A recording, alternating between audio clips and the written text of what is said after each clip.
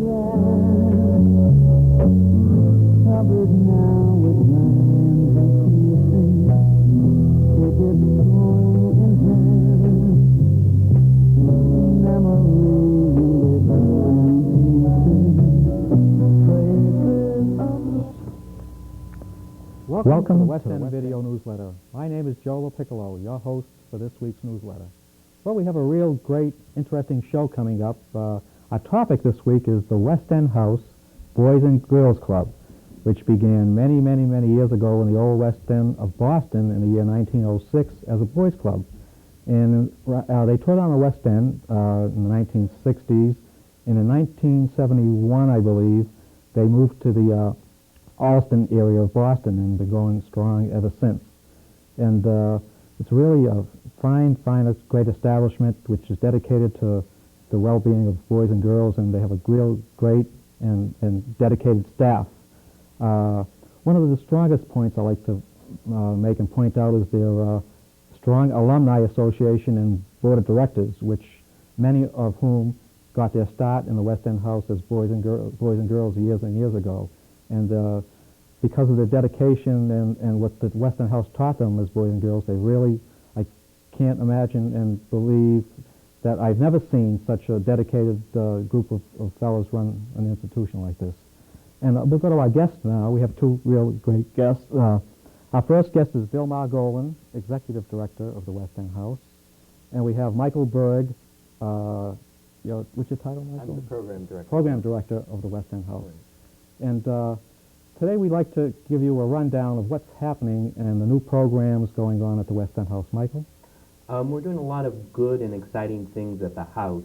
Some of the good things that we're starting have been a girls group, which we've organized to get more girls into the club, to make them feel like they have a better place. The other things that we're working on are things like a new homework club. We've really enhanced our library, giving the kids tutorial help. Mm-hmm. We've hired an education director to coordinate these things so these kids get that little extra help to get them to do better in school. We just had also a really great thing happen to us. We had 13 computers donated. So now we're, for next school year, we're going to have all coordinated a new computer lab for the kids to utilize, help them do their homework and learn more skills. Also, with that, in the library, we have a chess club that we've started. We started a young leaders group for 11 to 13-year-old boys and girls to try to teach them some basic democratic skills, leadership skills, service to the community, service to the club. And then along with that, our homework club for this year, if the kids come to 10 sessions where they get homework help, they get to go to an ice cream party. But the biggest perk with that is they also get, if they go up in 2 grades from the prior marking period, we're going to be giving them a $50 savings bond. Oh, wow. Yeah, so we're really excited about that, and a company in the Allston area has been generous enough to donate that to us. Gee, I can't imagine. Most of the time you hear about a boys and girls club, you think of just sports, but you've really... Well, we have sports also. I understand, but you don't really hear about these other new ventures that you have. Right. I'm sure they don't have in other boys and girls clubs. So education, which is such a need today. Yeah, we see it as a definite need because many of the parents are too busy working and to help their kids. So we're there kind of helping out that little extra. That's wonderful. I mean, but as far as sports goes, this past year, the West End House has kept one really good tradition alive, and that's our basketball. Our 15 and under basketball team were the Northeast New England basketball champions for all the boys and girls club in a 6-state area. Well, that's something to be proud of. That's very, it is. And our 12 and under, I should say for them also, they came in second. They didn't make it, but they did make it to the final round, and we were really excited about both of our teams. Mm-hmm. What other type of sports? We have a swim team. Mm-hmm. We have a great pool. We have an excellent pool. Olympic size, heated. The kids love it. But something we're starting new is we generally just have a swim team throughout the fall and winter months. Now we're going to have it during the summer. Mm-hmm. And also something to do with water that's been very exciting is we started a crew team for the first time this year. Oh. And this upcoming Friday, our crew team will be competing on the Charles for the first time. Mm-hmm. So the kids are really excited about this. And we have Olympic hopefuls who are training our kids. part of their charity work or work out into the community is with us. So we have Olympic hopefuls from '92 training our kids today. So we're really interested with that. Oh, that's wonderful. And what other types of programs do you have? Well, we have the basics, weightlifting, arts and crafts. We have a photography program where we teach kids from very small to learn to use a camera, utilize film, and all of that. Oh, that's wonderful. Well, right now we're gonna leave for a minute, and we're gonna go to a film clip of the West End House Camp located in Maine. And let's go to the film clip, please. This is a shot of the camp leading up to the ball field area, and we've got some wide fields that have been cleared. They actually, Joe, they originally where the farmers grazed the cattle, and when the camp took over the land in 1908, eventually over the years we cleared the land, and we've got 2 large football fields and soccer fields and softball fields also. You also note, as you can see from this clip, there's a lot of greenery around there. So you don't get that in the city, though. No, you certainly don't get it in the city. And the kids that come up, well, there's the sign directing you to the camp, but the kids that come up are really out there with nature and out there in the outdoors. This is the rock entering camp, and the founder of the camp, as the founder of the Boys and Girls Club was James Storrow, for whom Storrow Drive was named, and he was really quite a guy in his day, well known around the turn of the century, and really took an interest in the underprivileged kids who lived in the West End and who eventually made their way to the West End House Camp. This is a shot actually, and I know you've interspersed some of the shots when the kids were there, and when the kids go home, there's an alumni week at camp.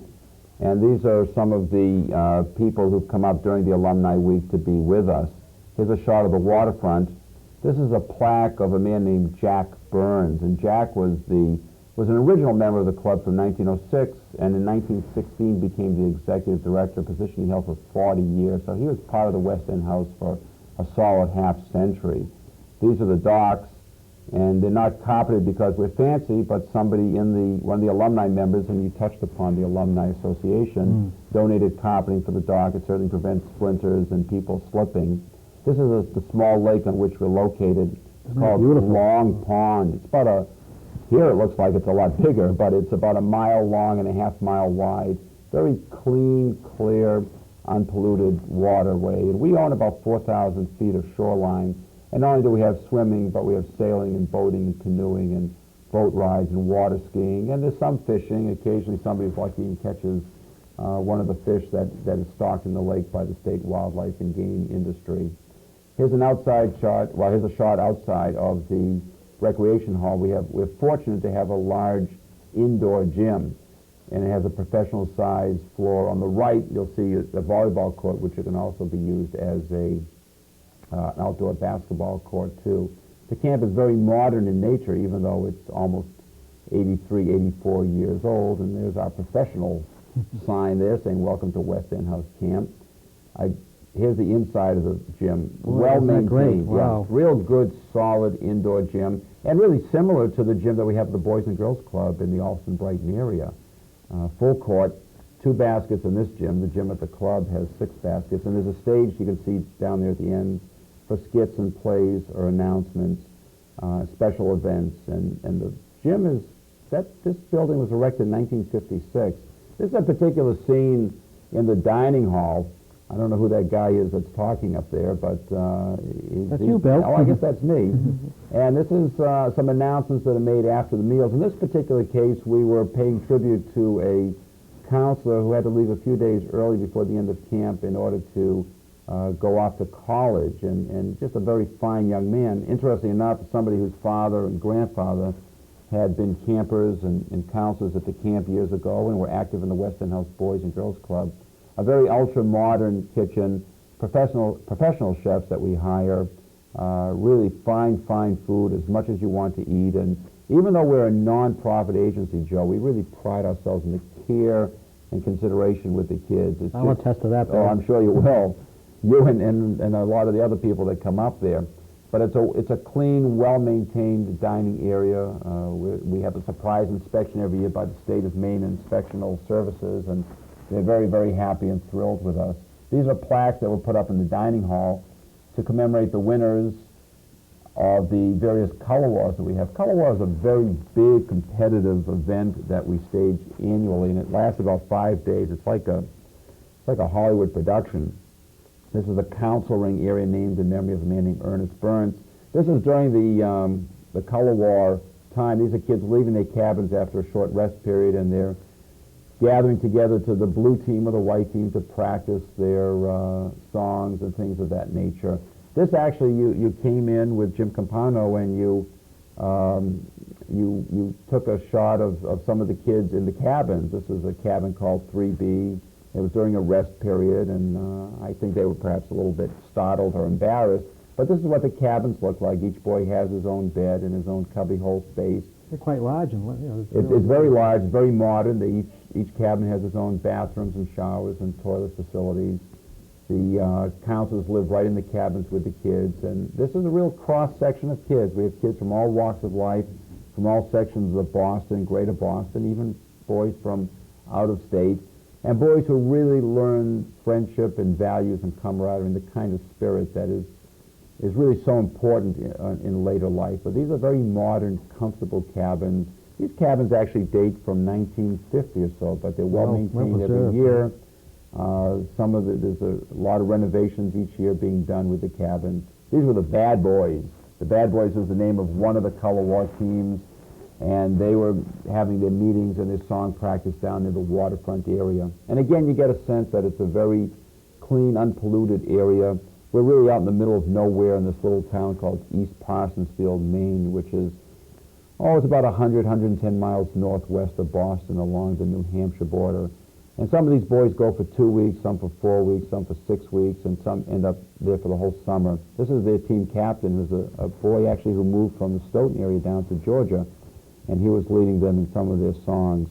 The boys range in age from 8 to 14 years, and some of them have been coming for years and years and years, and many of them then go on beyond that and become counselors in training, junior counselors and counselors. Here, I believe the teams are coming down to the waterfront area for a swim meet, and I think the day that you and Jim came up there, there were swim and track meets going on, and it's really a very big competitive gala event that we have down there, and it's very serious stuff for these young men. Here you've got the meet actually going on. The pool is divided into lane lines, and the boys are competing against one another. And this color war happens towards the end of the season so that the boys can put to use all the kinds of skills that they've gained during the course of the year and put it to use towards the end of the year and really give it their all. And it's not winner take all or winning at all costs. And if they don't succeed this time, then there's always another time to do it. The lake water is probably at this point in time towards the end of the season close to 65, 66 degrees, very warm. These are actually new soccer nets. We redid our soccer fields that year. This is the summer of 1990.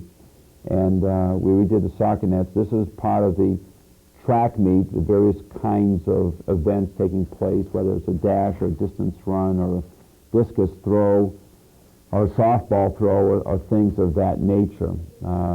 Again, the fields are very level, very cleared, used for softball, soccer, and flag football. We've got an excellent custodian who really maintains this facility year-round. The coaches are certainly very intent on teaching the kids what to do. This is the jump, and this is very, very serious stuff for these young men. Color War also includes things like relay games and all the sports and a spelling bee and a song night at the end. So this is a very important part of the whole overall West End picture, or West End House picture. Fine. We're back alive now, and Bill, that was a real great outlook on camp. And camp is starting when?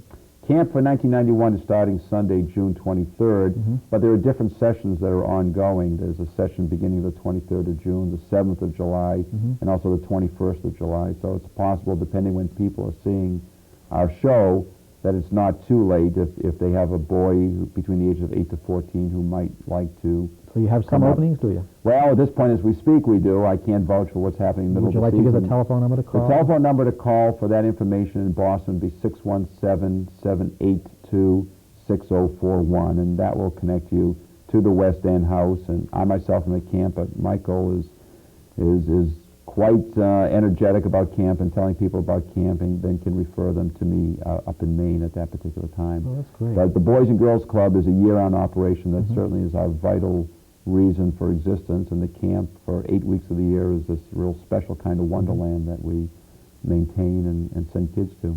So, Michael, what do you have planned for the summer? Well, one of the new things that we're doing for this summer is with the computers, and we also had donated a copier. We're going to have the kids writing a newspaper for the club. That's great. Get a little experience, have a fun time doing it. Also, we're staying open an hour later each day to give the kids more opportunity to come in, have a good time, share some fun. And basically, we're just building on the traditions that have also always, I guess, been the bedrock for the West End House. Letting them have a good time with a well-structured environment. We'll be doing things such as science labs, stargazing at night. We're running a games room team tournament where we have about 60 kids involved, and they'll be doing different, whether it's ping pong, pool, shuffleboard, whatever. And Well, great programs you have. yeah, we really do, and a lot of fun. We invite all people to come in, enjoy it. And what is your membership? Right now we run around 900 youth. We have approximately 350 girls, and then the rest would be boys. We're trying to build up our girl membership a little bit more to get a little more balance. The boys at first they weren't too, comfortable with that, but more and more they're really enjoying that presence there, and we're having a good time doing it. Okay, and you also just started a photography club. Correct, and they'll be working through the summer. They're going to be trying to get into some photography contests through the National Office of Boys and Girls Clubs of America, through the Parade magazine, through the Globe. They all run photography contests. And we also put on exhibitions of their work at the club also. Oh, that's wonderful. So it's real good. Okay, and Bill, we have an 85th anniversary coming up. Yes, the West End House, as you mentioned, was founded in 1906, and every year at the club, in our gym at the club, we have a reunion that attracts perhaps 200, 250 people. But every fifth year, on the occasion of a special anniversary, we have an anniversary at a hotel. This year it's going to be October 26, 1991. It'll be our 85th anniversary dinner. And probably over 1,000 people are expected to come from all parts of the country. And it's just a tremendous, tremendous event, a tremendous time to rededicate ourselves to service, to take care of the disadvantaged and needy kids of today. Okay, right now we're going to go back to another film clip of the camp of Alumni Week. And so we'll be rolling through that, and we'll get back to the West End House soon. The Alumni Week is actually a very special time, Joe. As you know, you've certainly partaken in it. After the kids go home, there are alumni members that come up, and some of these people have been involved with the West End House anywhere from 20 to 60 or 70 years. They range in age anywhere from 20 years of age to the early 90s. And they come from all over, really, the United States to join us and to rekindle some friendship, relive some real good times, tell a lot of stories, and spend some real good quality days together. And they'll come up anywhere from 2 or 3, 4 days up to a week. And they live right in the cabins where the kids live. The counselors stay on and, wait on their tables and help them out, etc.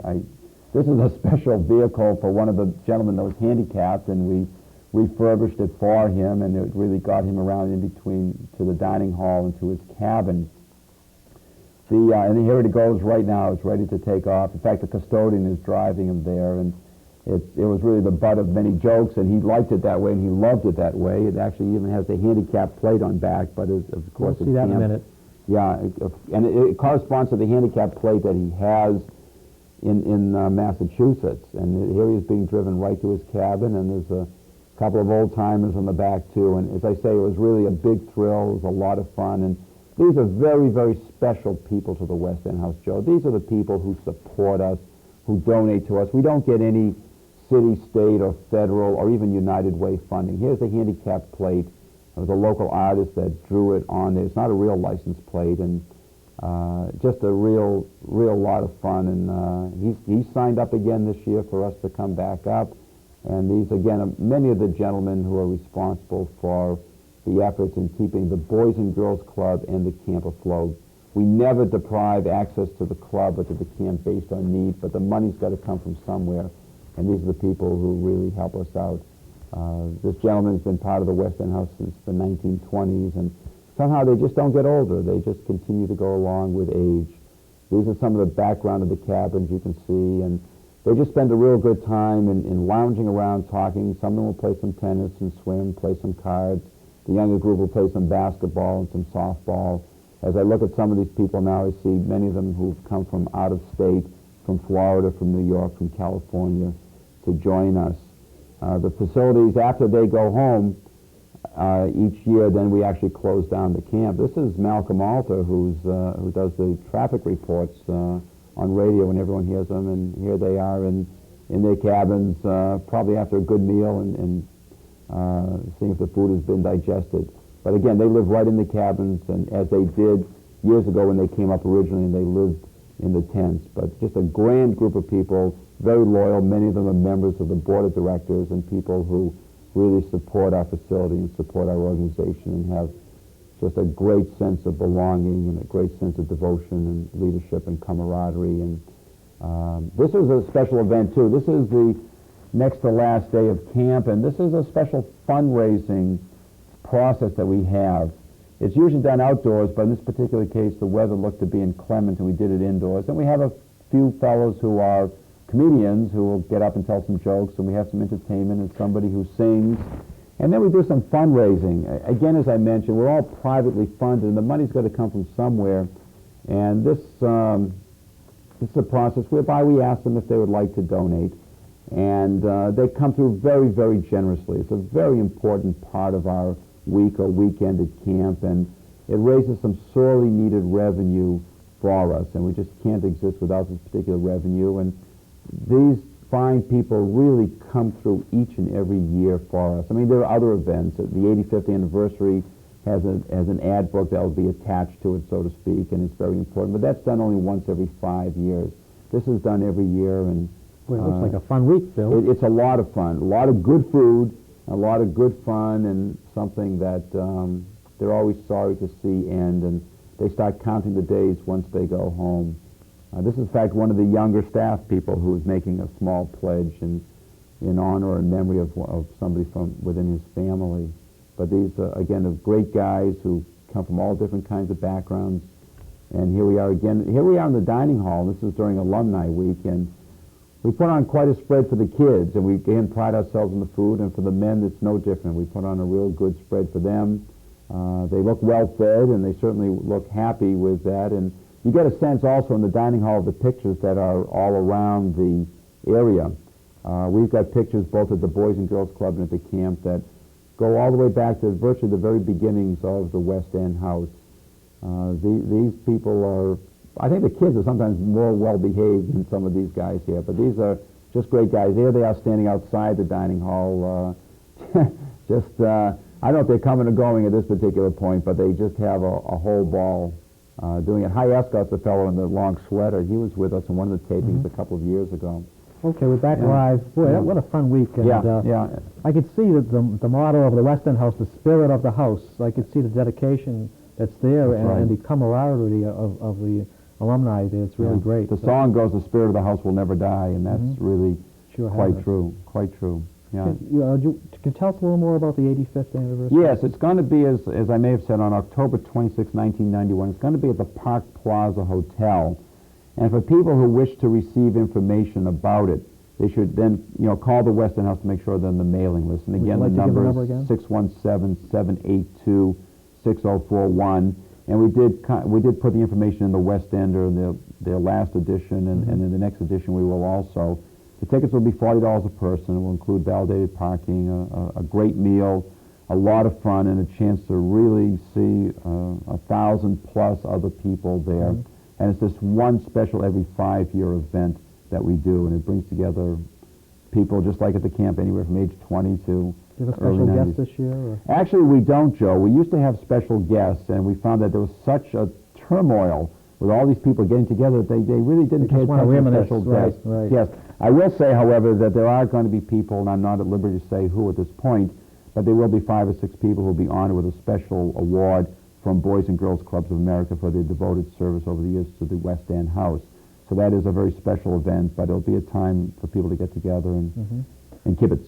One of your more prominent alumni from the West End House is Leonard Nimoy. Yes. He participated as he was a kid. Yes, he did. He lived in the West End. He was part and parcel of the West End House, and actually, As we speak now, by the time this goes on the air, we hope to have a billboard up in the Alston-Brighton area, for which we've received Mr. Nimoy's kind permission to have his picture and publicizing the West End House Boys and Girls Club, the fine work we do, and the fact that the 85th anniversary is going to be on October 26, 1991, and he's certainly an eloquent and fine spokesman for the West End House. So he was one of the more famous people. But Joe, everybody was famous. Everybody was well known, and everybody's important to us, no matter who they are and what they did. He just happens to have been more internationally known than some of our people. And the great thing about the West End House is the different backgrounds of children you have today, the different ethnic groups. The old West End of Boston they call the melting pot in the League of Nations. The West End House in the Alston-Brighton area is an even greater melting pot. I mean, we've got children of all colors, persuasions, backgrounds, birthplaces, large numbers of black children, large numbers of Hispanic children, large numbers of Asian children, as well as white children. And then with each of those categories, you've got birthplaces that range from Thailand, Cambodia, and Vietnam, to Russia and Poland, to Puerto Rico, to Cuba, to Honduras and El Salvador, to Jamaica, to all parts of the United States. So if you ever wanted to visit the United Nations, all of you are welcome to come down to 105 Alston Street in Alston and see a real melting pot working smoothly together in action, just as it was in the old days. Well, that's great. No, that's what's really missing in the city today, in the rest of the city, I should say. In the world. Right.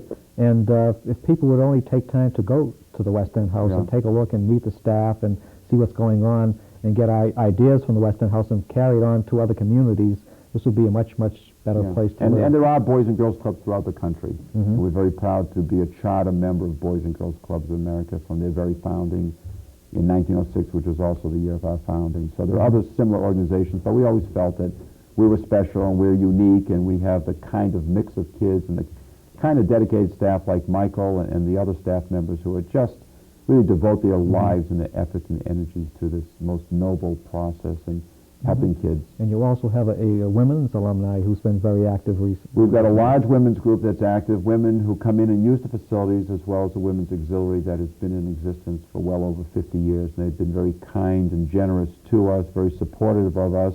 There's actually going to be a women's weekend up at camp this year, which is the first in our 80-odd year history of the organization. And the auxiliary has donated tens of thousands of dollars to our cause, and annually, along with the Alumni Association, donates thousands and thousands of dollars for college scholarships. So the organization is truly a co-educational institution from the bottom up. And they've carried the tradition without stop, and exactly, that's wonderful. Non-stop operation serving youth for 85 years.